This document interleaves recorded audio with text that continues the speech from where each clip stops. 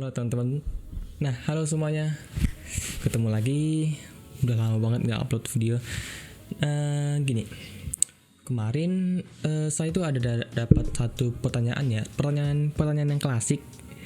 Tapi kayaknya banyak orang yang belum paham nih terkait jawabannya. Jadi ini itu perbandingan antara bank syariah atau KPR syariah dengan yang sistemnya konvensional. Nah, kita kan sering beranggapan nih kayak gimana ya? Kalau dia bank syariah berarti sepenuhnya itu 0%, nggak ada penambahan. Semisal kita pinjam 100, nanti bayarnya ya tetap 100 gitu. Maksudnya walaupun 0,0 saat itu nggak ada nambah. Nah, kalau kita minjam melalui yang sistem konvensional, maka kita akan terkena biaya yang besar, ada bunga, ada yang lain. Nah, hal-hal kayak gini itu kan terlihat simpel ya, tapi mungkin mereka itu hanya paham sekedar kalau konvensional mah riba bunganya banyak, kalau bank syariah itu 0%, kita pinjam berapa ya baliknya sama gitu. Nah, teman-teman mungkin perlu ada penjelasan terkait bank syariah atau bank konvensional. Oke, kita ibaratkan dalam sistem KPR. Mungkin banyaklah orang pengen punya rumah impian, pengen punya rumah pribadi yang udah menikah, tapi dia bingung nih, ambil rumah melalui bank syariah atau ambil dari bank konvensional. Ini tuh gimana ya? Ini tuh tergantung orangnya, tapi semua pilihan itu ada ininya sih, ada baik dan buruknya. Mungkin kita akan fokus kepada perbedaannya saja. Nah, perbedaan pertama antara bank syariah atau sistem syariah. Oke, kita membahas tentang sistem ya, baik itu dalam KPR atau sistem pinjam uang lah mungkin dalam bank. Syariah dan konvensional itu dasarnya itu perbedaan pada sistem akad. Nah, teman-teman, kalau bahas akad nih, kita bukan bahas akad orang pernikahan. Oke.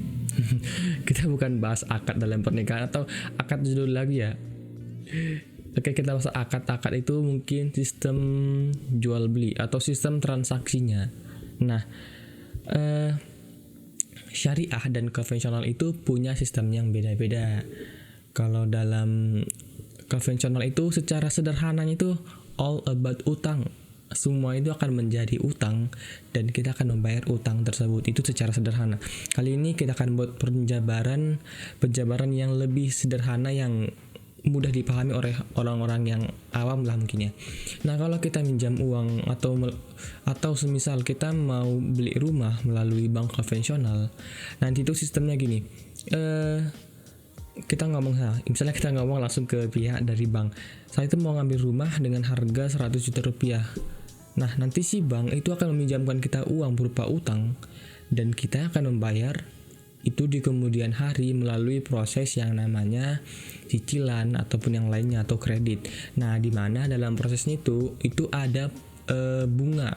Semisal tahun pertama kita dapat bunga sebesar 5%. 5 tahun kemudian bunga kita itu bisa saja naik menjadi sekitar 8%. Nah, jadi ada peningkatan bunga mungkin setiap 3 tahun atau setiap 5 tahun.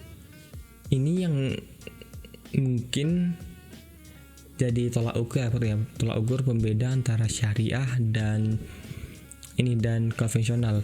Nah, dalam bank konvensional juga biasanya itu DP-nya itu lebih tinggi daripada bank syariah. DP atau pembiayaan di awal itu lebih tinggi. Nah, kemudian dalam sistem bank konvensional kita itu akan mengalami yang namanya denda apabila dalam proses pencicilannya itu ada terjadi keterlambatan. Semisal kita wajib membayar cicilan rumah itu ibaratnya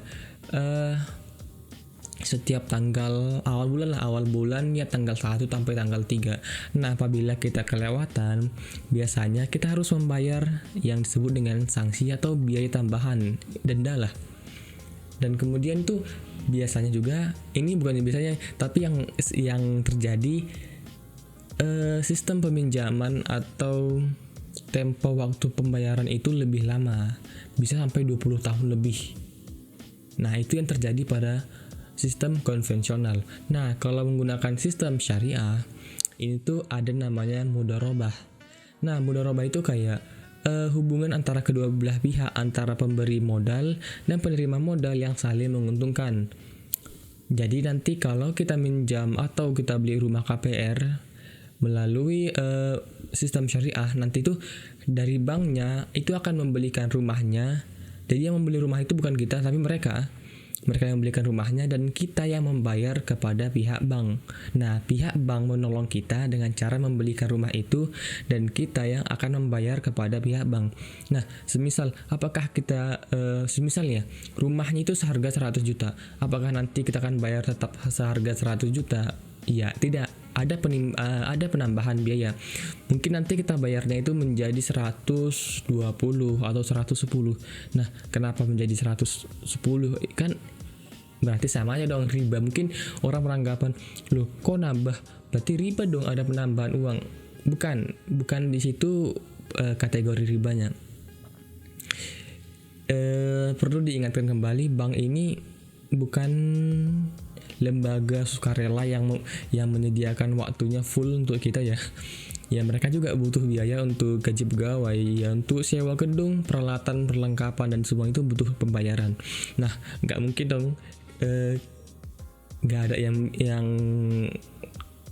bayar lah gitu. Kalau kita itu minjamnya 100 ya bayar tetap 100. Nah, gimana terkait itu?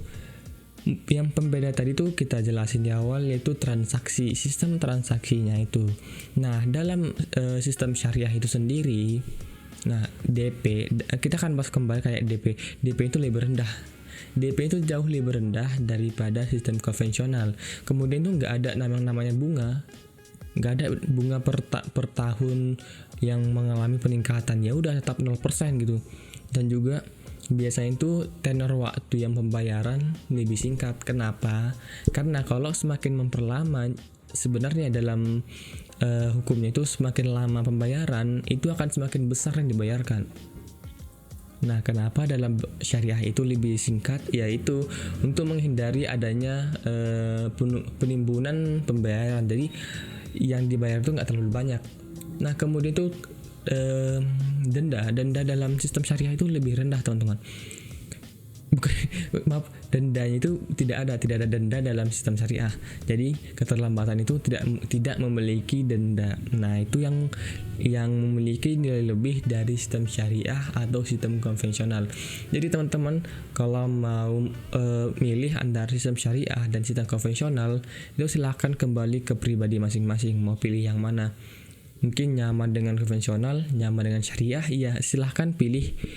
Kalau saya pribadi, saya nyaman dengan sistem syariah, lebih jelas, mudah, dan saya paham hukumnya gitu. Jadi oke, teman-teman silahkan milih mana yang terbaik menurut kalian. Mungkin pembahasan selanjutnya akan kita bahas lebih lanjut. Ini hanya sekedar dasar-dasar perbedaan antara antara sistem syariah dengan sistem konvensional. Ini hanya sedikit dasar-dasar perbedaannya, oke? See you next time.